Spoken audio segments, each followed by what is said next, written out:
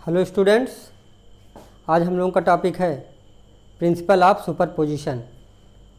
इसके previous video में हम लोगों ने Coulomb's law in vector form को स्टडी किया है। उस Coulomb's law of vector form का यहाँ पर यूज़ होना है, इसलिए पहले उसको हम लोग थोड़ा सा रिवाइज कर लेते हैं, तब प्रिंसिपल ऑफ सुपरपोजिशन शुरू करते हैं। ओके, चलिए देखते हैं। Let us consider there are 2 point charges Q1 and Q2 having position vectors R1 vector and R2 vector। Okay, हमने ये माना कि 2 पॉइंट चार्ज है Q1 और Q2 जो A और B पॉइंट पर प्लेस्ड हैं। Q1 का पोजीशन वेक्टर R1 वेक्टर है और Q2 का पोजीशन वेक्टर R2 वेक्टर है। ध्यान से देखेंगे तो ये अभी यहाँ पर तुरंत समझ में आ जाएगा। ठीक है, अब यहाँ पर ये ध्यान देना है, अगर हम लोग A से B की तरफ चलेंगे, डिस्टेंस लेंगे AB, तो हम लोग लेंगे R12 वेक्टर। कौन सा? R12 वेक्टर लेंगे। कब? जब हम A से B की तरफ चलेंगे, मतलब फ्रॉम Q1 टू Q2। और अगर Q2 टू Q1 चलेंगे, Q2 टू Q1 मतलब BA की साइड में, तो हम लेंगे R21 वेक्टर। ये हमारी कन्वीनियंट के हिसाब से है, बाकी हम इसको कुछ भी मान सकते हैं। तो 2 से 1 चल रहे हैं तो R21 वेक्टर, 1 से 2 चलेंगे तो R12 वेक्टर। ठीक है, तो Coulomb's law in vector form से हम लोगों को फोर्स का फार्मूला लिखना रहता है। तो फोर्स, सपोज करिए इस Q2 चार्ज पर Q1 चार्ज फोर्स लगा रहा है F21 vector, force on charge Q2 due to Q1। इसी तरह से force on charge Q1 due to Q2 इस साइड में लगेगा, क्योंकि Q1 और Q2 लाइक चार्जेज हैं, एक दूसरे को रिपल करेंगे। रिपल करने के मतलब Q2 अपने से दूर ले जाएगा इसको, F12 vector force on charge Q1 due to Q2। इसी तरह से Q1 Q2 को अपने से दूर करेगा, रिपल करेगा सिमिलर चार्ज होने के नाते। तो F21 वेक्टर मतलब force on charge Q2 due to Q1। ठीक है, इसी का फार्मूला हमें लिखना पड़ता है। लास्ट वीडियो में हमने इसको डिटेल में स्टडी किया है, यहाँ पर बहुत शॉर्ट फॉर्म में जल्दी से हम आपको बता देते हैं। इतना भी अगर आपने कर दिया तो आपको फुल मार्क्स मिलेगा बोर्ड में। यहाँ से देखिए, यहाँ पर हम लिख रहे हैं F21 वेक्टर मतलब force on charge Q2, force on Q2 due to Q1। ठीक है, कैसे फार्मूला लिखते हैं? तो F21 वेक्टर, वेक्टर अगर है तो वेक्टर के लिए हमको 2 चीज़ें ध्यान में रखनी पड़ेंगी, उसका मैग्नीट्यूड और डायरेक्शन। डायरेक्शन को हम लोग यूनिट वेक्टर से डिनोट करते हैं। तो यूनिट वेक्टर किस डायरेक्शन में होना चाहिए? अलोंग द वेक्टर, मतलब the direction of vector is given by unit vector along the vector. ठीक है, तो F21 वेक्टर को अगर लिखना है तो इसका हमें पहले मैग्नीट्यूड लिखेंगे और इस मैग्नीट्यूड के साथ इसकी डायरेक्शन। तो F21 वेक्टर, देखिए जरा F21 वेक्टर की डायरेक्शन क्या है? F21 मतलब कि force on charge Q2 due to Q1 इस डायरेक्शन में है। इस डायरेक्शन का मतलब है Q1 से Q2 की तरफ है। तो हमें कौन सा यूनिट वेक्टर लेना पड़ेगा? R12, मतलब हमें R12 वेक्टर की डायरेक्शन में यूनिट वेक्टर लेना पड़ेगा। ठीक है, तो यहाँ पर हमें लेना पड़ेगा R12 कैप। ओके, ये बात समझ में आ गई? फिर समझिए, F21 वेक्टर है, इसको लिखने के लिए हमें क्या करना है? वेक्टर के लिए 2 चीज़ें, मैग्नीट्यूड एंड इट्स डायरेक्शन। तो magnitude modulus of F21 vector और इसकी डायरेक्शन F21 देखिए किधर है? इस साइड में। तो कहाँ से कहाँ जा रहा है ये? Q1 से Q2, तो Q1 से Q2 जा रहा है। इसका मतलब हम ना किस वेक्टर की डायरेक्शन में है? R12 वेक्टर की डायरेक्शन में। और इस वेक्टर की डायरेक्शन में यूनिट वेक्टर क्या बनेगा? R12 cap. ठीक है, ये आपका F21 वेक्टर हो गया। अब आप इसकी वैल्यू रख दीजिए। चलिए, मॉडुलस ऑफ F21 वेक्टर, इसका मैग्नीट्यूड हम लोग इसको कूलम्स लॉ में पढ़ चुके हैं। कूलम्स लॉ में हमने क्या देखा था? Modulus of F21 vector equal to modulus of F12 vector, इसी को हमने F लिया था और इसकी वैल्यू थी 1/4 pi epsilon naught Q1 Q2 अपान R स्क्वायर। ठीक है, ये हमारा फार्मूला था। तो यहाँ पे देखिए, अब अगर हमें मॉडुलस ऑफ F21 वेक्टर लेना है ये इधर, तो क्या लिखेंगे पहले 1/4 pi epsilon naught Q1 Q2 अपान R स्क्वायर। अब R स्क्वायर हमें किधर लेना है, F21 की डायरेक्शन में। तो F21 किधर है, इधर, मतलब Q1 से Q2 की डायरेक्शन में। तो हमें ये डिस्टेंस लेनी है R12 वेक्टर के लिए। एक्चुअल में मैग्नीट्यूड तो सेम है, जैसे यहाँ पर modulus of R12 vector equal to modulus of R21 vector, इसको हम लोग R भी मान सकते हैं, यहाँ से यहाँ के बीच की डिस्टेंस। ठीक है, लेकिन इसको हम लोग वेक्टर के फॉर्म में लिख रहे हैं, तो R किधर से लिया जाएगा, F21 फोर्स इस डायरेक्शन में है, इधर A से B की तरफ। तो A से B की तरफ हमारा कौन सा डिस्टेंस, यहाँ पर कौन सा वेक्टर बनेगा, R12 वेक्टर, R12 वेक्टर। तो इसका स्क्वायर है, स्क्वायर का मतलब इसका मैग्नीट्यूड का square, modulus of R12 vector के मैग्नीट्यूड का स्क्वायर। हम लोग इसको इस तरह भी लिखते हैं, अभी आगे देखेंगे। मॉडुलस ऑफ R12 वेक्टर है, ठीक है, इसको हम लोग लिख सकते हैं R12, ऐसा भी लिखा जाता है। मैग्नीट्यूड को सिंपल में भी लिख देते हैं। और मॉडुलस ऑफ R21 वेक्टर कहीं है तो इसको हम लोग मैग्नीट्यूड को सीधे R21 भी लिख सकते हैं। ठीक है, तो ऐसा भी हम इसको R12 का स्क्वायर भी लिख सकते थे डायरेक्ट, लेकिन इसको मैग्नीट्यूड के फॉर्म में लिखना है तो मैग्नीट्यूड वेक्टर के मैग्नीट्यूड का स्क्वायर। ठीक है, अब डायरेक्शन किससे देंगे, R12 कैप। अगर आपने इतना भी लिख दिया तो ये आपका कूलम्ब लाइन वेक्टर फॉर्म एकदम सही है। ठीक है, अब इसको थोड़ा सा सिंप्लीफाई कर देते हैं। तो सिंप्लीफाई कैसे करते हैं, यहीं पर देखिए, F21 वेक्टर को हम थोड़ा सा इधर लिख दे रहे हैं, F21 vector equal to 1/4 pi epsilon naught Q1 Q2 upon modulus of R12 vector का स्क्वायर। अब देखिए यहाँ पर R12 कैप है, यूनिट वेक्टर को हम लोग इस तरह भी लिख सकते हैं। हम लोग जानते हैं ए कैप अगर कोई वेक्टर है, ए यूनिट वेक्टर, तो इसको हम लिखते हैं A vector upon modulus of A vector. ये फार्मूला हम लोग 11th में पढ़ चुके हैं। तो सेम उसी तरह से R12 कैप को हम लोग क्या लिख सकते हैं, R12 vector upon modulus of R12 vector. ठीक है, वेक्टर अपान उसका मैग्नीट्यूड। तो R12 कैप है यूनिट वेक्टर, तो मतलब वेक्टर उसका अपान उसका मैग्नीट्यूड। यहाँ इसको थोड़ा सा सॉल्व कर दें हम, तो मिल जाएगा F21 vector equal to 1/4 pi epsilon naught Q1 Q2 upon modulus of R12 vector का क्यूब। देखिए यहाँ स्क्वायर है, यहाँ एक 1 पावर है, क्यूब हो गया, और R12 वेक्टर।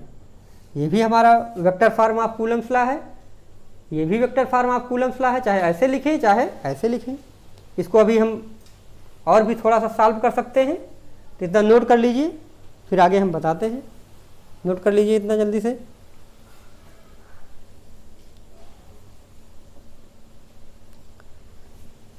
ठीक है, चलिए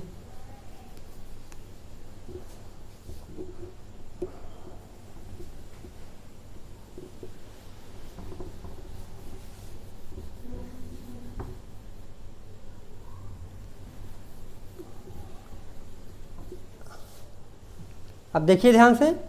तो F2, अब यहाँ पर R12 वेक्टर को हम लोग यहाँ से देखिए इसकी वैल्यू निकाल सकते हैं। उस दिन हमने ट्रायंगल लॉ से निकलवाया था, यहाँ पर आज हमको आपको शॉर्ट्स में बताते हैं।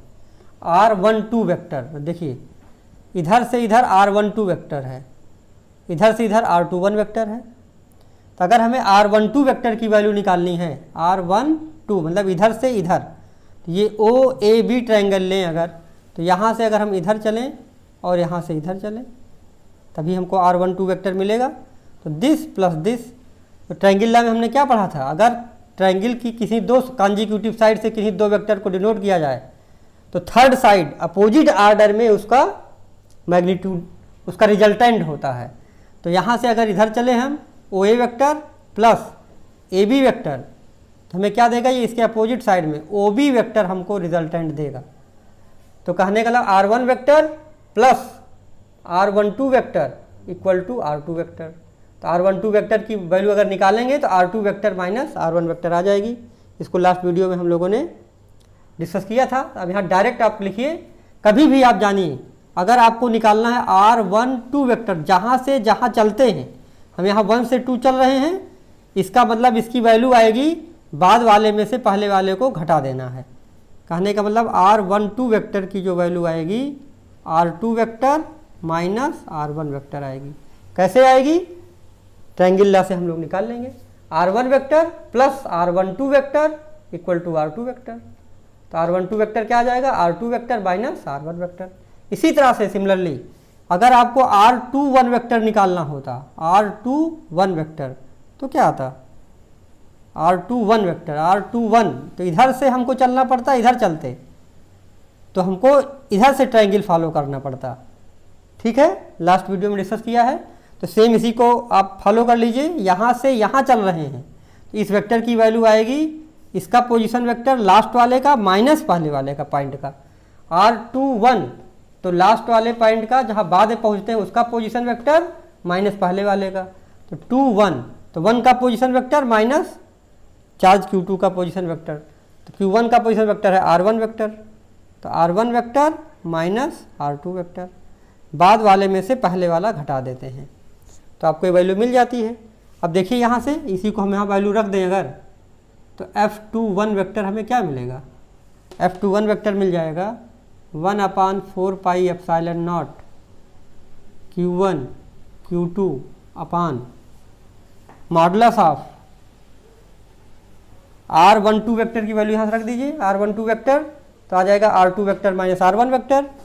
तो R2 vector minus R1 vector का क्यूब और R12 वेक्टर है, मतलब R2 vector minus R1 vector. तो ये भी आपका कूलम्स लाइन वेक्टर फॉर्म है। तो कई फॉर्म हैं, किसी से भी आप काम कर सकते हैं, लेकिन फाइनल हम लोग इसी को रखते हैं।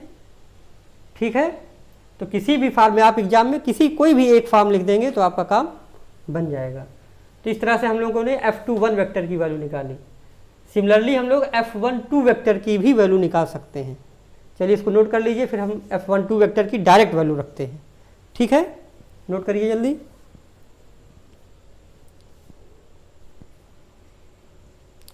ओके,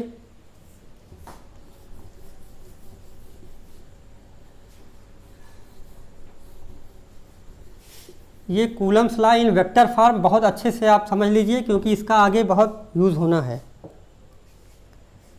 चलिए हम डायरेक्ट यहाँ वैल्यू लिखते हैं। अब आपको बताते हैं कैसे आप डायरेक्ट लिख सकते हैं F12 वेक्टर। अब हम कुछ नहीं करेंगे, डायरेक्ट फार्मूला लिखेंगे। आप डायरेक्ट फार्मूला एग्जाम में भी लिख सकते हैं। फिगर बनाइए और डायरेक्ट फार्मूला लिख देंगे, सही हो जाएगा। देखिए F12 वेक्टर, तो F12 वेक्टर निकालना है तो क्या करना पड़ेगा, पहले इसका मैग्नीट्यूड और इसके साथ इसका यूनिट वेक्टर। तो मैग्नीट्यूड हो गया तो F12, तो F12 देखिए जरा, 1 पर 2 रिपल्सिव फोर्स लगा रहा है, सिमिलर नेचर है। तो 1 2 मतलब इधर से इधर, मतलब Q2 से Q1 की तरफ फोर्स लग रहा है। देखिए F12 किधर है, Q2 से Q1, तो Q2 से Q1 तरफ फोर्स लग रहा है। तो कौन सा वेक्टर रिस्पॉन्सिबल होगा, R इधर की डायरेक्शन देखिए, R21 वेक्टर, R21 वेक्टर। बस यही तो ध्यान रखना है। तो डायरेक्ट हम क्या लिखेंगे, इसके बाद यहाँ पर इसका यूनिट वेक्टर लिखिए, R21 कैप वेक्टर है, तो वेक्टर की ही डायरेक्शन में हमको यूनिट वेक्टर लेना पड़ेगा, क्योंकि the direction of vector is given by unit vector along the vector. ठीक, ये बात समझ में आ गई। अब यहाँ से देखिए वैल्यू क्या रखेंगे, फोर्स, तो modulus of F12 vector equal to modulus of F21 vector, वही F के बराबर है। तो इसका वैल्यू तो बदलेगी नहीं, मैग्नीट्यूड तो वही रहेगा, 1/4 pi epsilon naught Q1 Q2 अपान R की वैल्यू लेने के लिए हम इसी यूनिट वेक्टर की डायरेक्शन में रख देंगे। देखिए 2 1 या F12, तो 1 2 किधर से किधर है, 2 से 1 की तरफ, तो कौन सा वेक्टर रिस्पॉन्सिबल है, R21, और उसका मैग्नीट्यूड, तो मतलब R21 वेक्टर के मैग्नीट्यूड का स्क्वायर। ठीक है, Q1 Q2 अपान R स्क्वायर। R क्या है, किसका मैग्नीट्यूड, किस वेक्टर का मैग्नीट्यूड, R21 का, 1 2 की डायरेक्शन इधर है। ठीक है, दिखाई पड़ रहा है। तो मॉडुलस ऑफ R21 वेक्टर का स्क्वायर, उसके बाद ये आपका R21 कैप ही है। अब इसको आप डायरेक्ट लिख सकते हैं, तो आपका ये बन जाएगा F12 vector equal to 1/4 pi epsilon naught Q1 Q2 upon modulus of R21 vector का स्क्वायर, और R21 कैप को हम लोग क्या लिख सकते हैं, अभी हमने लिखा था यहाँ पर, ए कैप अगर है कोई यूनिट वेक्टर तो उसको हम लोग क्या लिखते हैं, A vector upon modulus of A vector, तो मतलब वेक्टर अपान उसका मैग्नीट्यूड। तो R21 है तो क्या लिखना पड़ेगा, R21 का वेक्टर अपान इसका मैग्नीट्यूड। ठीक है, सॉल्व कर दीजिए। तो F12 वेक्टर आपका आएगा 1/4 pi epsilon naught Q1 Q2 upon modulus of R21 vector का क्यूब और R21 वेक्टर। अब इसको फाइनल फॉर्म दे दीजिए, F12 vector equal to 1/4 pi epsilon naught Q1 Q2 upon, अब देखिए R21 वेक्टर को हम लोग क्या लिख सकते हैं, R1 vector minus R2 vector, बाद में से पहला वाला घटा देंगे, R1 vector minus R2 vector का क्यूब, और यहाँ पर R1 vector minus R2 vector. ठीक है, आप इसको ऐसे भी याद रख सकते हैं, F12 है तो जान लीजिए R1 माइनस R2 होगा। ठीक है, तो 1/4 pi epsilon naught Q1 Q2 upon modulus of R1 vector minus R2 vector का क्यूब, और फिर यहाँ पर R1 vector minus R2 vector. ये हमारा कूलम्स लाइन वेक्टर फॉर्म है, क्योंकि इसी फार्मूले का यूज अभी हम लोग बार बार सुपरपोजिशन प्रिंसिपल में करेंगे, तब हम वहाँ पर डायरेक्ट इस फार्मूले को यूज़ करेंगे। क्या याद रखने का तरीका है, F12 वेक्टर निकाल रहे हैं तो उसका मैग्नीट्यूड तो पता ही है, 1/4 पाई एप्सिलॉन नॉट, दो चार्ज है, अगर एक Q1 एक Q2 है तो Q1 Q2 अपान R स्क्वायर। R स्क्वायर कौन, R का मतलब उसकी डिस्टेंस, 1 से 2 जा रहे हैं, जिधर से जिधर जाएंगे बाद वाले में से पहले वाला घटा देंगे। लेकिन यहाँ पर देखते हैं, देखिए यहाँ पर जब आप वेक्टर के फॉर्म में लिखते थे, यहाँ R12 है तो यहाँ R21 आता है। ठीक है, तो ये भी हमारा कन्वेंशन है, जब जो भी आप यहाँ अगर उल्टा मान लेंगे तो तब भी हमारा रिजल्ट वही आएगा, क्योंकि अगर इसको आप R21 भी मानेंगे तब भी अगर आप ट्रायंगल ला लगाएंगे तो R21 की वैल्यू आपको R2 vector minus R1 vector मिलेगी। तो उसमें कोई आपको दिक्कत नहीं है, चाहे जिससे आप निकालिए। ठीक, तो ये फार्मूला आपको समझ में आ गया होगा, इसको भी हम लोग यूज़ करते हैं सुपरपोजिशन प्रिंसिपल में, नोट कर लीजिए। ओके, चलिए अब हम लोग सुपरपोजिशन प्रिंसिपल पढ़ते हैं। अभी तक हम लोगों ने कूलम्स लॉ पढ़ा और कूलम्स लॉ का वेक्टर फॉर्म पढ़ा। अब हम लोग सुपरपोजिशन प्रिंसिपल के बारे में जानते हैं। कूलम्स लॉ में हम लोग दो चार्ज के बीच में म्यूचुअल फोर्सेस को पता करते थे। अगर इन्वायरमेंट में दो या दो से अधिक चार्ज हो जाएं और हमें किसी एक चार्ज पर फोर्स पता करना हो, तब उस चीज़ के लिए हमें सुपरपोजिशन प्रिंसिपल अप्लाई करना पड़ता है। आइए इसको एक एग्जांपल से समझते हैं। सपोज करिए एक चार्ज है Q1, दूसरा चार्ज है Q2 और एक चार्ज हम और ले रहे हैं Q3। सपोज करिए हमें Q1 पर टोटल फोर्स पता करना है, Q1 पर कुल टोटल कितना फोर्स लग रहा है। अब यहाँ ध्यान से देखिए, Q1 पर Q2 भी फोर्स लगा रहा है और इस Q1 पर Q3 भी फोर्स लगाएगा, क्योंकि कूलम्स लॉ से हम लोग जानते हैं कि दो चार्ज के बीच में म्यूचुअल फोर्स लगेगा, तो इस Q1 पर Q2 भी फोर्स लगाएगा और Q1 पर Q3 भी फोर्स लगाएगा। लेकिन यहाँ एक चीज़ हमको समझ लेनी चाहिए कि Q1 पर जो Q2 फोर्स लगाएगा उस फोर्स पर ये चार्ज Q3 कोई इफेक्ट नहीं डालेगा। कहने का मतलब the force between two charges is not affected by the presence of other charges.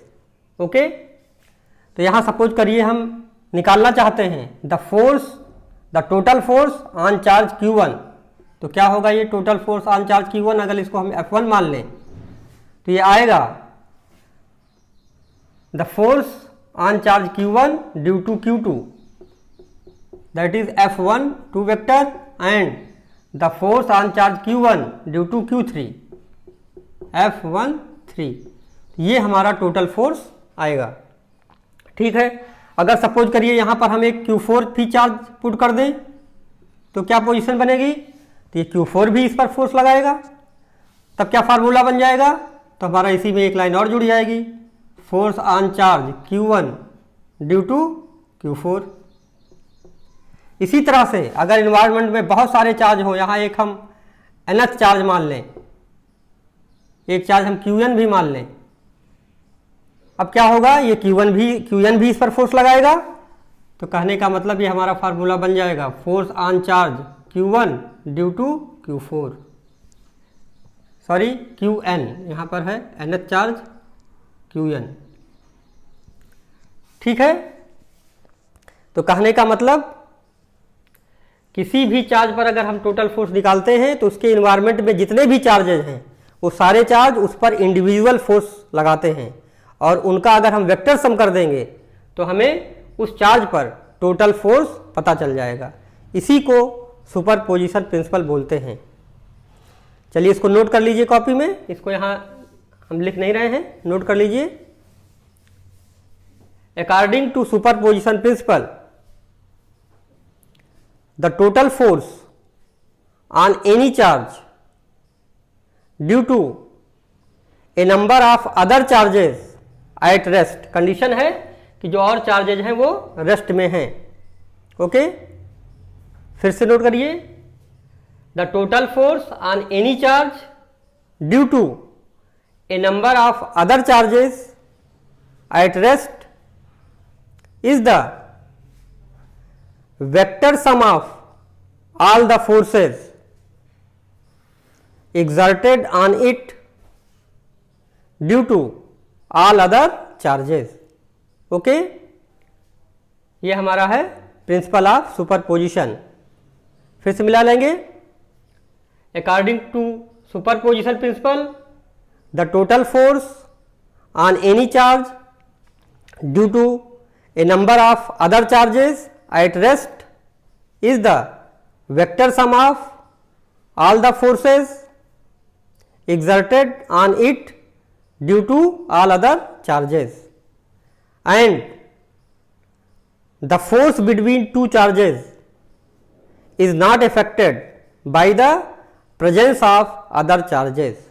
Okay, इस तरह हमने यहाँ पर निकाला फोर्स ऑन चार्ज Q1। अगर आपसे कोई कहता फोर्स ऑन चार्ज Q3 निकालिए, तब क्या होता फार्मूला, तो फोर्स ऑन चार्ज Q3 होता, force on charge Q3 equal to, अब Q3 पर सारे चार्जेस इन्वायरमेंट में जो है वो सारे फोर्स लगाते, तो फोर्स ऑन चार्ज Q3 ये हमारा हो जाएगा F31, फोर्स पर 3 पर 1 वाला फोर्स जो लगाएगा प्लस 3 पर 2 वाला, इसी तरह से डॉट डॉट 3 पर nth चार्ज जो फोर्स लगाएगा। कहने का मतलब जिस चार्ज पर हमें टोटल फोर्स निकालना है उस चार्ज पर उस इन्वायरमेंट में जितने भी इंडिविजुअल चार्जेज हैं वो सारे चार्जेज फोर्स लगाएंगे और उनका हम वेक्टर सम कर देंगे तो हमें total force on that charge पता चल जाएगा। ठीक है, तो ये है सुपरपोजिशन प्रिंसिपल। आइए इसका हम लोग एक समराइज फार्मूला बना लेते हैं। ओके, इसको नोट कर लीजिए।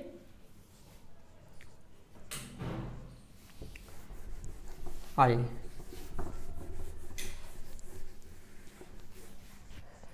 लेट अस कंसीडर, यहां पर हम दो चार्ज के लिए फिगर बना रहे हैं, लेकिन nth चार्ज के लिए फार्मूला लिखेंगे। कहने का मतलब हम क्या कहेंगे, let us consider there are n charges like q1 q2 dot dot qn having position vectors r1 vector, r2 vector, rn vector respectively with respect to origin, and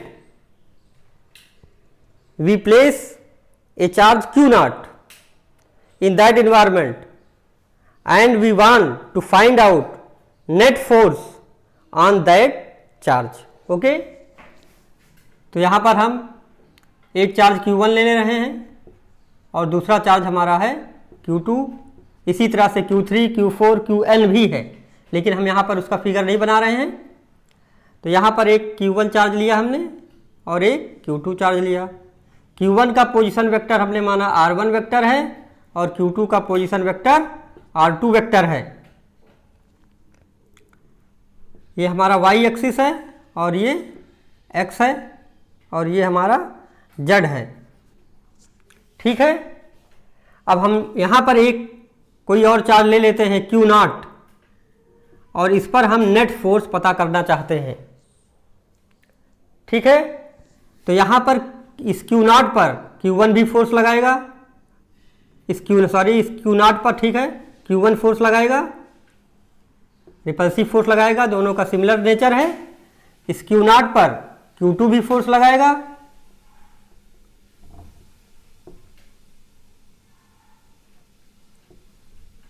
ठीक है, q नॉट पर q2 भी force लगाएगा, इसकी direction इधर होगी तो इसका नाम होगा F नॉट 1 वेक्टर और इसका होगा F नॉट 2 वेक्टर। ठीक है, कहने का मतलब हमने क्या लिया है, यहाँ पर हमने दो चार्ज केवल लिया है, एक q1 और एक q2। इसी तरह से हम इसको nth चार्ज तक सपोज कर सकते हैं। q1 का पोजीशन वेक्टर r1 वेक्टर है, q2 का पोजीशन वेक्टर r2 वेक्टर है, and we want to find out net force on charge q naught having position vector r naught. इसका पोजीशन वेक्टर हम लोग r नॉट ट्रीट कर लेते हैं और ये विद रिस्पेक्ट टू ओरिजिन है। ठीक है, इसका नाम भी हम मेंशन कर सकते हैं। सपोज करिए इसका नाम हमने a दे दिया, इसको b दे दिया और इसको p दे दिया। ठीक है, अब अगर हम केवल अगर इन्हीं दो चार्ज के लिए फार्मूला बनाना चाहें तो हमारा क्या फार्मूला बनेगा, the net force on charge q naught that is F naught vector equal to F naught 1 vector plus F naught 2 vector. ठीक है, इस फिगर के हिसाब से, लेकिन हम लोग nth चार्ज के लिए बना रहे हैं तो इसको हम लोग क्या कर सकते हैं, plus dot dot dot F not n भी कर सकते हैं। ठीक है, तो ये हमारा है सुपरपोजिशन प्रिंसिपल। इस केस में दो ही चार्ज हैं, इस q नॉट के पर जो फोर्स लगाने वाले दो चार्ज हैं केवल q1 और q2, लेकिन यहाँ पर nth चार्ज भी हो सकता है।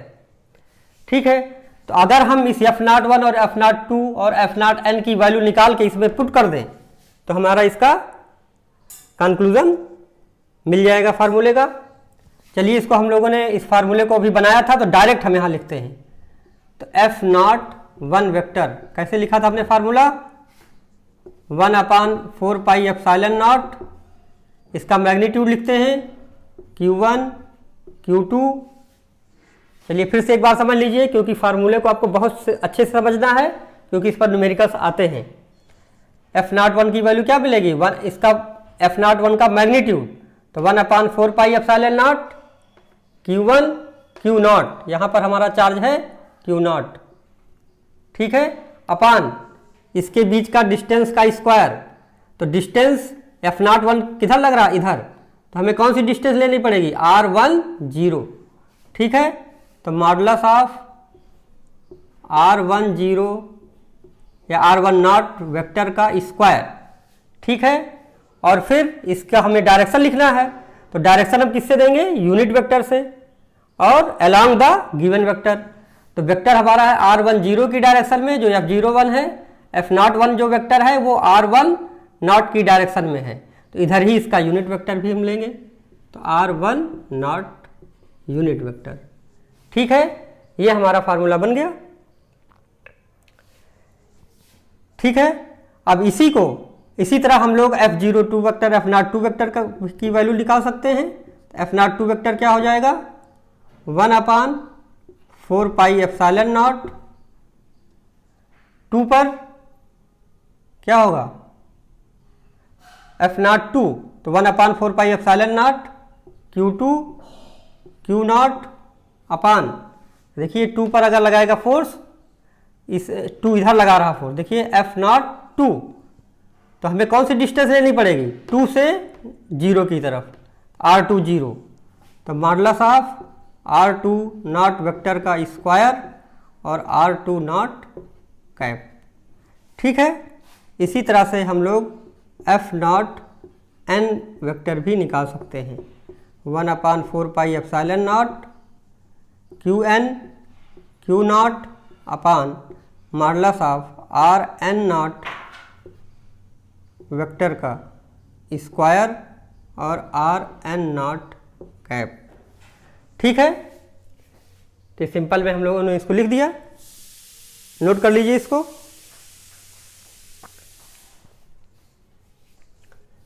ठीक है, चलिए इसको फिगर को हम मिटा देते हैं।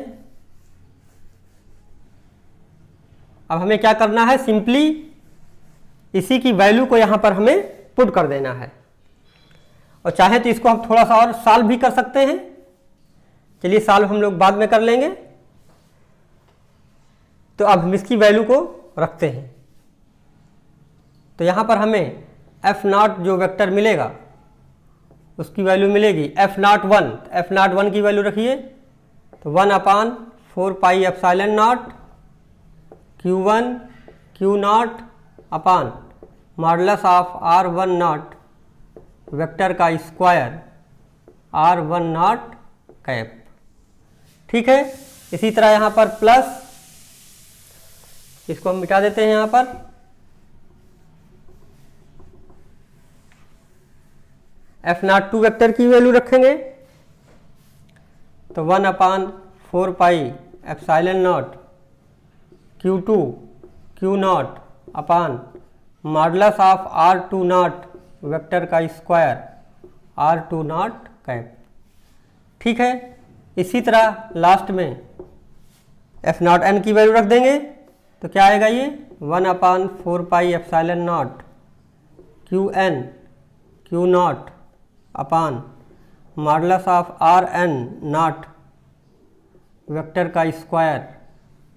ठीक है, Rn नॉट थोड़ा क्लियर कर लीजिए, Rn नॉट वेक्टर का स्क्वायर Rn नॉट कैप।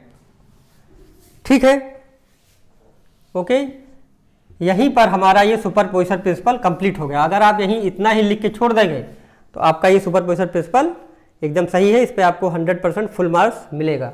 लेकिन इसमें थोड़ा सा हम लोग और इसको समराइज कर देते हैं, ध्यान से देखिए। इसको हम लोग अगर समेशन फॉर्म में करें तो F0 वेक्टर, इसको हम देखिए यहाँ पर क्या कॉमन है, Q0 कॉमन है और 4 पाई एप्सिलॉन नॉट कॉमन है, यहाँ पर हर जगह ये कॉमन है।